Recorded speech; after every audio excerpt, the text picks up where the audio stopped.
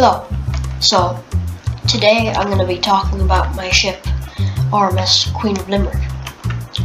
I'm quite sick today, so ignore my voice. So, R.M.S. Queen of Limerick was a ship built in the 1910s. I forget what year it says in the description of this showcase game here, but she was built in the 1910s, and she has 11 decks and uses mainly steam turbines. Now, one of the things the passengers loved and enjoyed more and more on this voyage is the luxury. I'm going to talk about the luxury on the Queen of Limerick, and then we'll move on to the engineering side. First, here we have this cafe for the first class. Really enjoyed, and it was just a great addition to the ship. So you can see out to the stern. It looks kind of like a bridge. You can see out the stern, and it's a good view over the poop deck and the ocean. And you could get some of the best coffees in the world in this cafe on the Queen of Limerick, and not to mention this skylight above the cafe.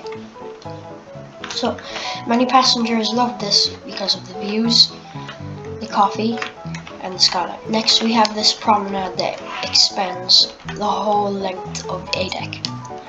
So this promenade was based heavily on the Olympic class, but it was like, so based on the Olympic class, there's a stern area, a bow area, and both the sides. There would always be deck chairs on the side of the promenade, and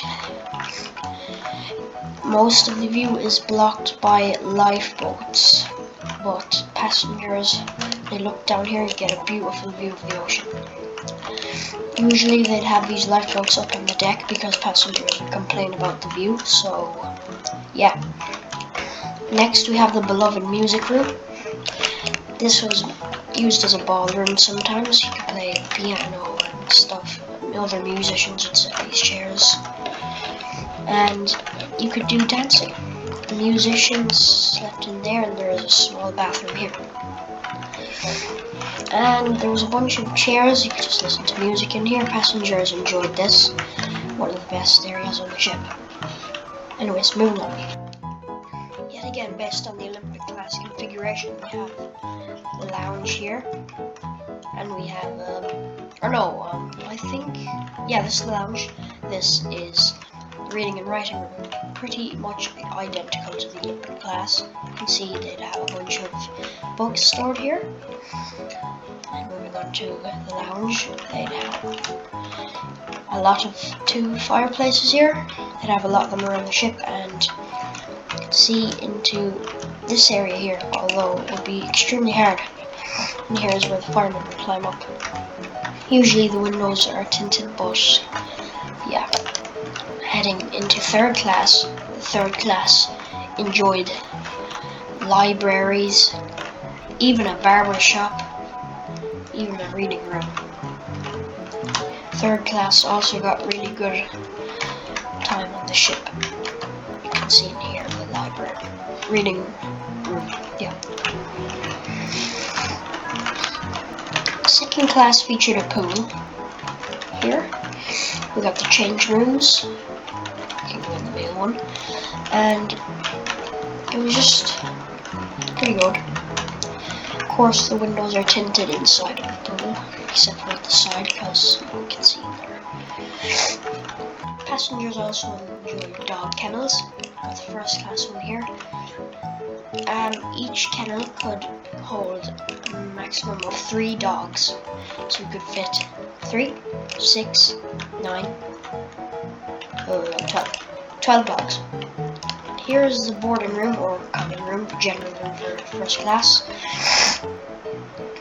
And if we head to the other side, was another boring area, but the special part is a Turkish bath.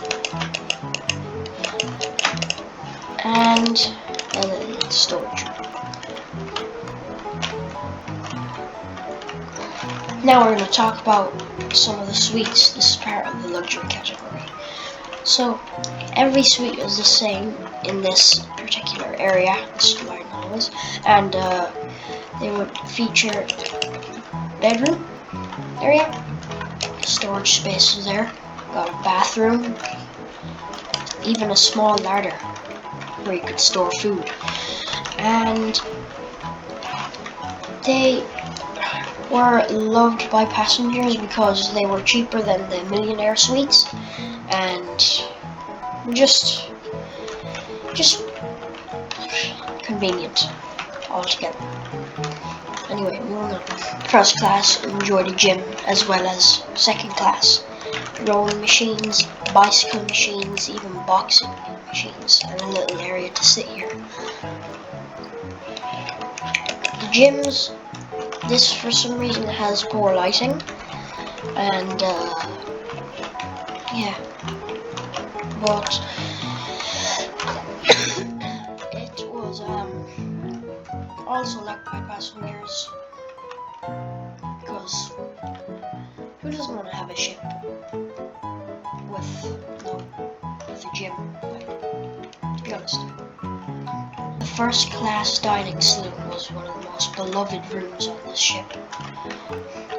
It was white, lovely wood paneling everywhere, just a very bright space overall. That's why people just loved this area, loved to be here. And that's pretty much it without even here. Second class were also experiencing beautiful dining areas. Second class main dining saloon was brown mahogany everywhere. It's just nice. And what's even more convenient is it also led into the galley. Not even to mention, this isn't even all of the luxurious space on the ship. You can check it out for yourself. You can find it on my profile at KL4. Heading down here. First class also enjoyed a Greek-style swimming pool. Yeah, pretty ornate, although there were no changing rooms around. You would just have to wear clothes over your stuff and go in, which was quite inconvenient to passengers. We got a little area down here. Passengers could also wash their clothes. There's a little area there. So now we're going to talk about some of the crew areas on the ship and show them. Heading here, go into this area, an engineering space. This is the main anchor controls. You can see here, this gear rotated up here and all the way up there. It's down to here, rotates this gear that way. Well, it depends which way you want to put the gear or the anchor. And this brings air into here. This makes this go up and down, spin it, converts motion. Spins this gear, spins this long gear, spins this gear. It's a bit like a domino. And there's this anchor rope, which leads up here and out. I think there's a chain locker down here somewhere. Somewhere in the ship there's a chain locker. I think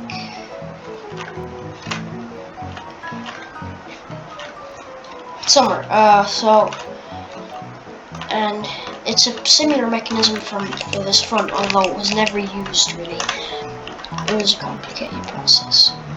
So you would get this crane, twist it over here, pick this up. You would like put it out the side. There was no railing on the bow because you would have to detach it to do this.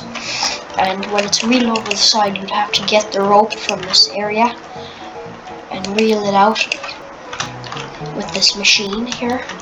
Overall, a very complicated process. You do use this to do it. Reel out the rope and attach it to the anchor, and then you put it down. This is usually just a spare anchor. Anyways, moving on. We have the galley. So there's many space in this galley. I'm going to explain all that. So here we got some knives and a knife sharpening machine.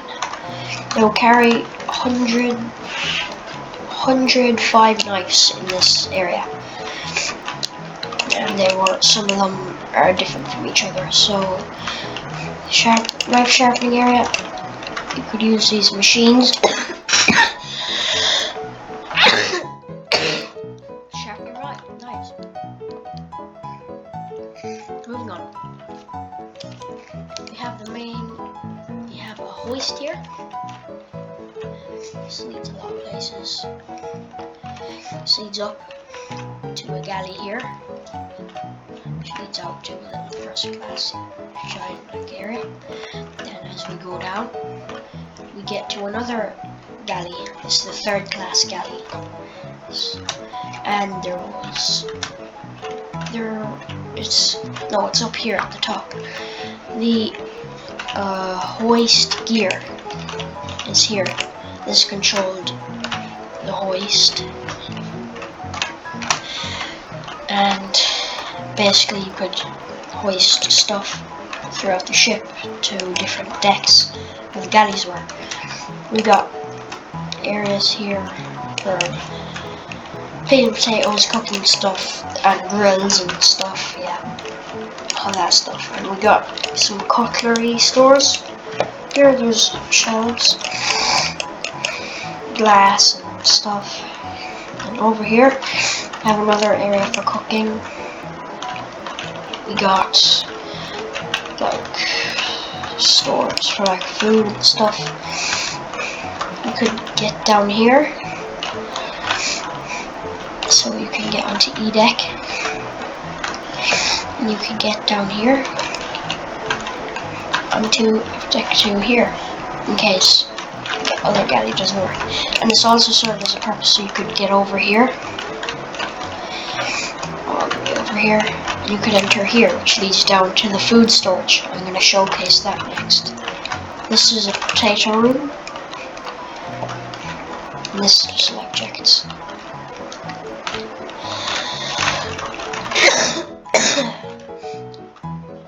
I'm very sick right now.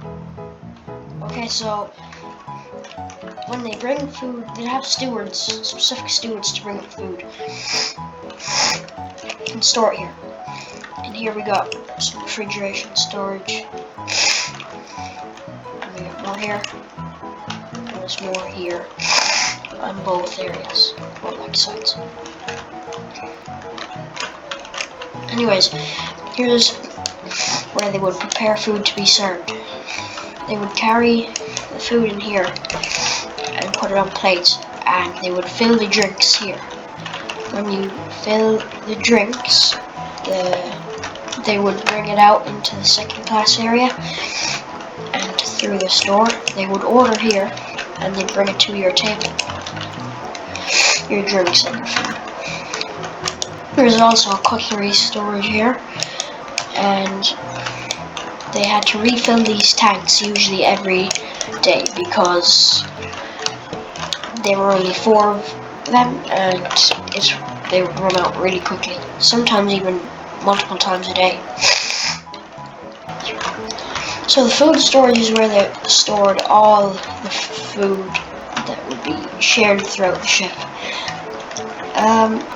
There was a hoist where you could bring up food from the food storage.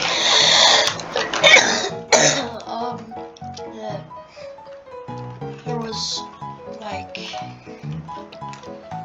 potatoes, just all the stuff you need to cook.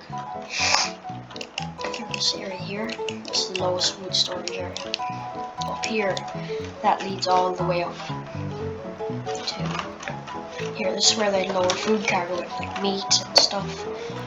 Cargo action. Let's head down. We got wine and spirits in here. Mahogany walls. We got what's it called? It's like meat. I'm not sure.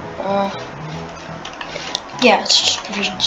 So, and here we got bottled water. We got a pantry area to prepare food to be stored, and we got pork and cow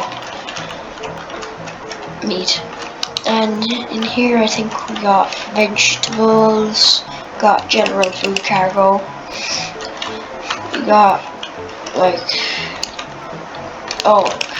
sauces, got flour, we got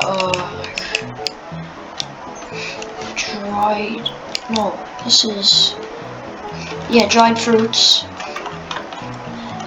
more just fruits and refrigerated stuff, ice cream and confectionery. And let's head to the next area. There's an upper food storage because there's so much food stored throughout the ship. It's not even funny. Got an area here. This leads down to more engine room spaces. We'll get to that after. We got another pantry. There's crew rooms beside this, so this is why we need a pantry. And it's also for preparing food here too. So in here, that was my phone, sorry. We got some refrigerated spaces for drinks and stuff. We got powders like corn, flour. I got corn syrup.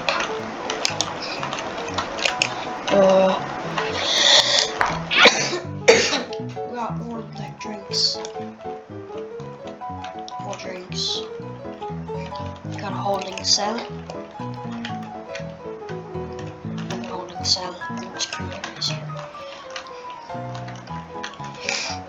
Alright, so there was one area for storing like powder on this deck.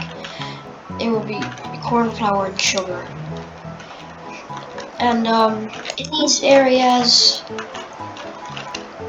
in some of these areas, well, most of these areas, they would store like butter, milk, stuff like that.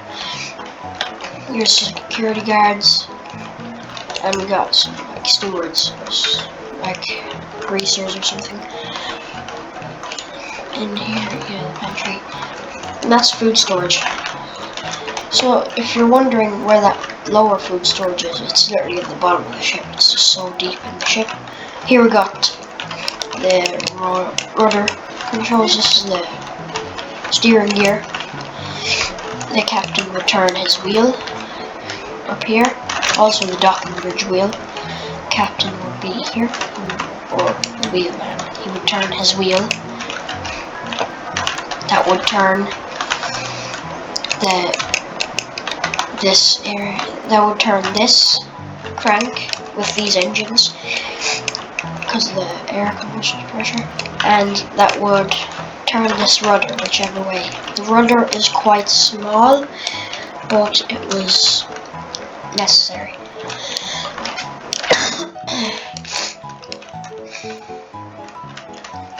Now we got the fan rooms.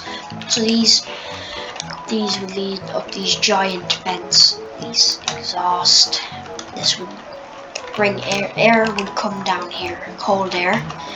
It would suck the cold air in through these fans. There was one for each boiler room. It would suck, these two fans would suck in the air, pump it into the boiler rooms, and spit out the bad air so it would escape up here.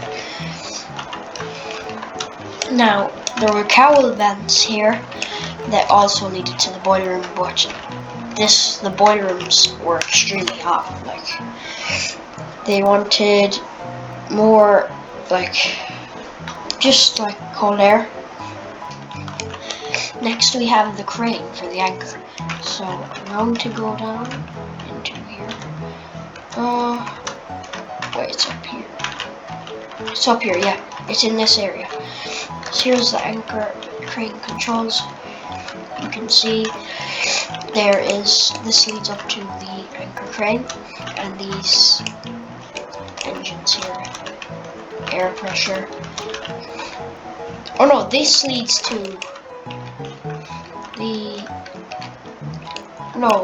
wait, where does this lead? This leads to the anchor crane, and this leads to the center thing. And I'm gonna talk about more cranes. So here, these didn't lead down, but in here would be areas where the engineer would happen. And up here you control it, you can turn right so you can load cargo. There were also some spare cranes here and on the stern. Stern also had cranes here. Smaller of course, but because there was no cargo hatches on the stern. Anyways, I'm gonna head down into the boiler rooms to explain how they work. But first, I'm going to explain the sewage system. So, the Queen of Limerick had 4 main sewage tanks. He had 1, 2, 3 for fresh water. Yeah, and she had 2 or 3 with waste. So 3 with fresh water and oil, other stuff, and 3 with waste. See, this leads up into the ship all around the place, where all the bathrooms, washing areas, sinks, all leads to there, the fresh water tanks. And basically when you flush your toilet, this goes down through the pipes into these sewage tanks, and it will be stored here until it can be pumped out at a dock inside these giant tanks. And there was also filters to make sure that it wouldn't be nasty stuff. And I'm going to show you the boiler rooms now.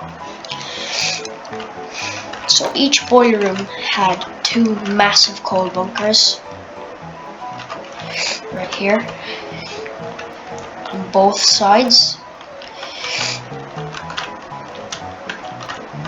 And this would store the coal necessary for these giant Scotch boilers. There were 4 of them in each boiler room. And as we walk through, there's controls for the boilers, pressure valves. There were ladders leading up the uptakes, and there were 6 boiler rooms. I'm currently in boiler room 2, moving to boiler room 1. Boiler room 1, and now we are at the turbine room. The turbine room, this is the main engine room for the ship. The steam would be brought through here from the boilers and sucked into the engines, and this would drive it through massive fan blades which would spin at high speeds. Now there were 2 high pressure turbines in this ship, although turbines could not be reversed unless you add an extremely complicated gearbox. So I did something to prevent doing that, and they were highly delicate. We got condensers here. This would bring the steam back or recycle it out. Extra steam to turn it back into water. And we got pumps here. Pumps. We got I'm not sure what these are for. I forget. I think they're like for spare dynamos for the ship. You got controls for the engines, pressure valves and stuff, la-di-da. And what I did so I could reverse the ship is I implemented these 2. This is a reciprocating steam engine, so when this spins, the propeller shaft, it can be reversed, and so can this diesel engineer. These would work together to create high speeds matching similar to high pressure turbines, but just not quite as well. So the ship could reverse too, you know. And we got the dynamos here and the switchboards. There's more dynamos here, more switchboards, and here we got the end of the propeller shaft. But there's one more thing to talk about: the cargo spaces inside of the ship. But this wasn't normal cargo. This was mail and luggage. So here we have a parcel room and mail, and we got all the passengers' luggage, although they were split up in boxes sometimes. Sometimes in the cargo hold, if there wasn't enough space, they would put some luggage, but it's usually enough space, so it's rare.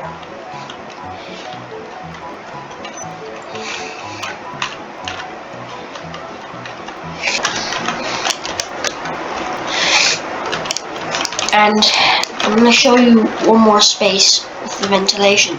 So you can see these funnels, and one of them is only blowing out steam. This steam is excess steam from the engines, and when you go down here into this funnel, this is actually fake. It's used as ventilation for the engineers. When they go down here, they can actually exit out onto their very own deck. They had a steam winch. They had access to their very own smoke room. Down here, heading further down into the staircase, there were actually no emergency dynamos here. Stairs leading to E-deck, and the turbine ventilation would be brought down here from up above.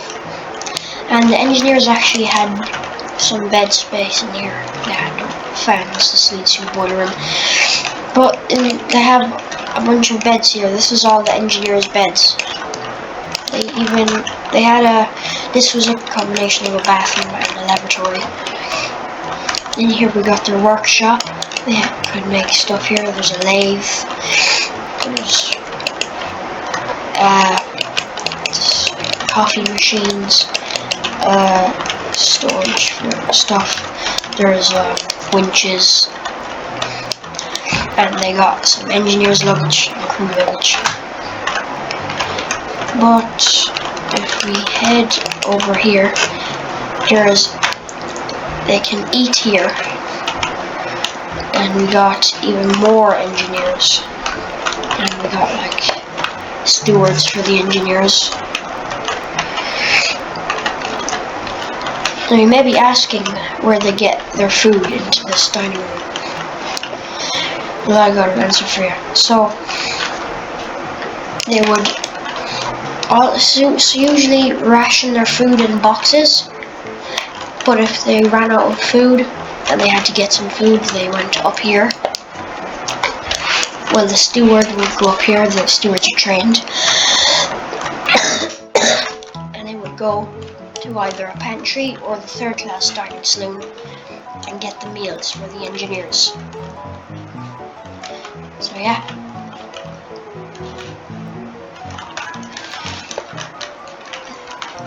That's basically it for Queen of Limerick. One of my best ships I ever done. Yeah. So I'll see you in the next video probably. Yeah. And I guess this is goodbye. Bye guys. Bye guys.